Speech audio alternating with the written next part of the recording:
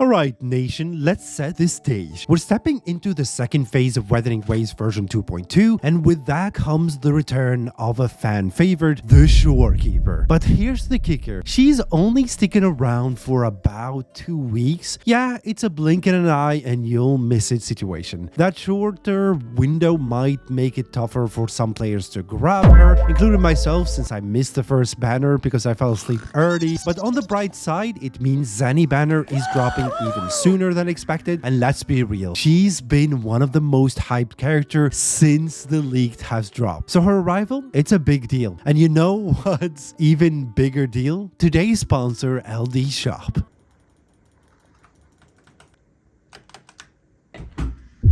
Maxim.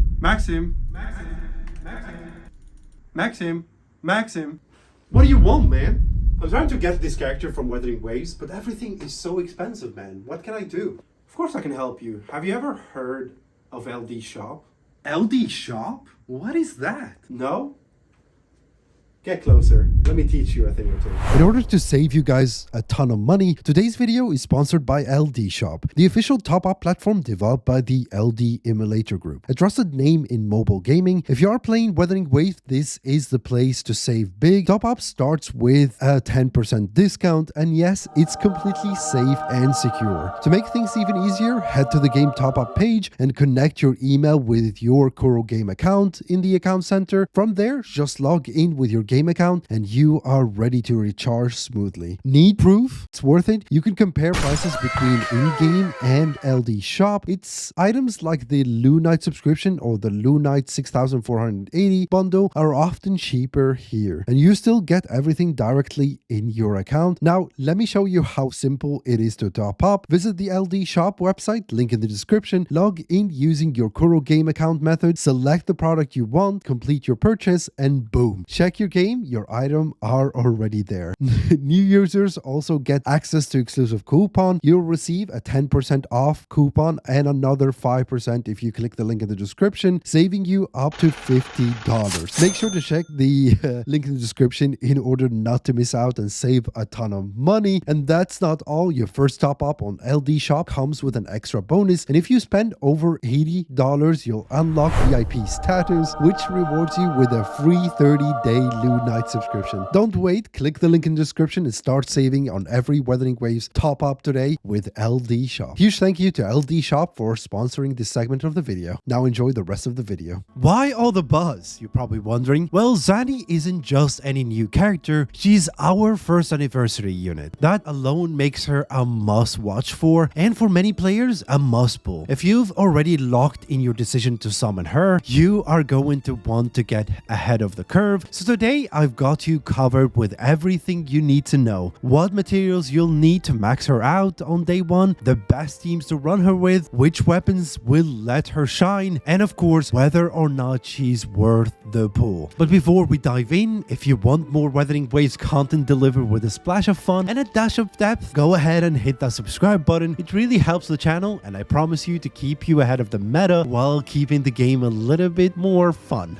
Now let's talk about getting Zani to her final form. Like many characters that rely on a boss echo, Zani will need 46 platinum cores. Those drop from the Sentry contract boss. Not a bad deal, especially if you are farming for Carlotta's 4 cost echo 2. For her weekly boss drop, you'll need 26 nether world stairs from Hecate, and to max her out or max out her ascension, you'll also need 60 sword of Koros. So yeah, it's time to get prepping, boys. Let's jump into team comps, and oh boy, this is where things get spicy. Zani is expected to be a Spectral Phrasal main DPS, and since Phoebe was recently added and is rocking the dual slash playstyle, there's some serious synergy potential here. While Phoebe can be run as a main DPS, she doubles as a sub DPS with her ability to juggle between Absolution and Confession modes. So what does this mean for Zani? She might just become our first true Spectral Phrasal focused main DPS Sinjinshi, pair her with Phoebe and toss in Spectral Rover or the Shorekeeper as your third, and you've got a dream team. Here's where it gets good. Zani is likely to scale off Spectral Phrasal stacks, and both Phoebe and Spectral Rover extended those stacks durations. That means more uptime, more burst windows, and more beautiful damage numbers flying across the screen. Phoebe already shreds Spectral Res through her outro skill, which makes her a perfect duo for Zani, kind of like a cosmic tag team. But hey, not everyone has Phoebe, and that's okay. If you missed her on her banner or just don't vibe with her style, you've just still got options. Zani can pair with Spectral Rover as a sub DPS and the Shorekeeper as your support. Sure, Rover might not match Phoebe's damage, but they still apply phrasal stacks, extended their duration, and even heal, making this team great for more challenging content. For an even more free-to-play friendly option,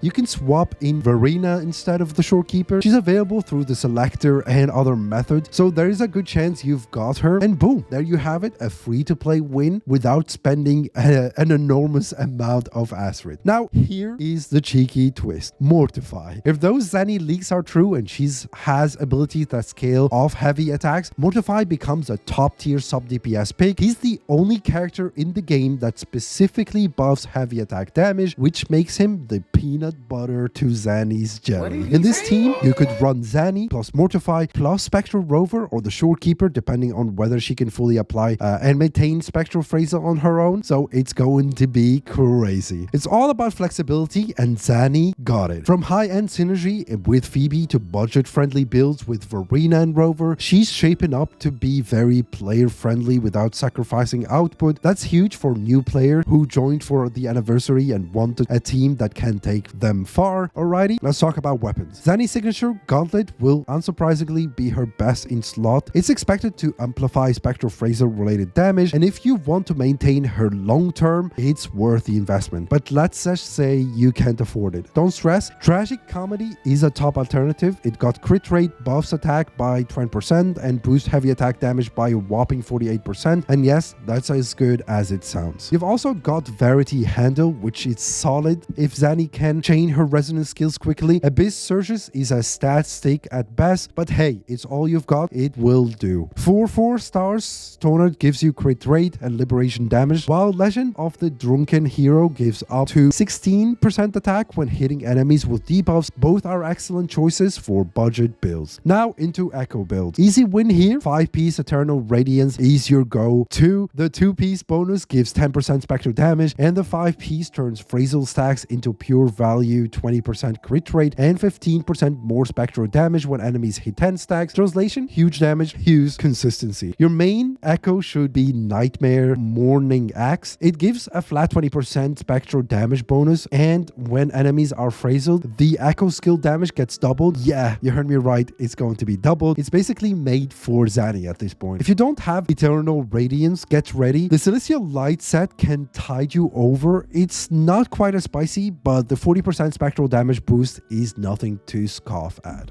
Now let's discuss one of the most important aspects, which is echo stats. For the 4 costs, go crit rate or crit damage, depending on your weapon, of course. For the 3 costs, go spectral damage. For the 1 cost, you would like to aim for the attack percentage, simple as that. Then focus on stacking crit rate, crit damage, heavy attack damage, and some energy regen, of course, if that's needed. So let's answer one of the most important questions, which is, should you summon for Zani? So in my opinion, honestly, she's shaping up to be one of the most flexible and high damage DPS characters in the game. Her design is stunning. She's even gets a great sword form, which adds that extra layer of cool factor. She reminds me of that character in Rival, what is it called? Marvel Rivals. If you guys have played that, Magic, where she's like, in her ultimate, she just like transforms. While there are powerhouse units coming soon, like Shia Kuna, I'm not sure if I'm pronouncing that correctly. I'll put the image on the screen so you guys get what I mean. And of course, Karthathea, those names are really difficult for me to pronounce, who are expected to be the best sub DPS and also main DPS combo. But take this with a grain of salt, of course, especially that the leaks for those characters are not out. But Zani still looking like a very safe and very fun investment. Of course, if you play or like her play style, I'm personally going to be summoning for her, but I have to get the Shorekeeper, as I mentioned in the intro of this video. video, I did miss summoning for the Shorekeeper, mainly because I missed the date, sort of. I thought that she's going to be disappearing the day after. It was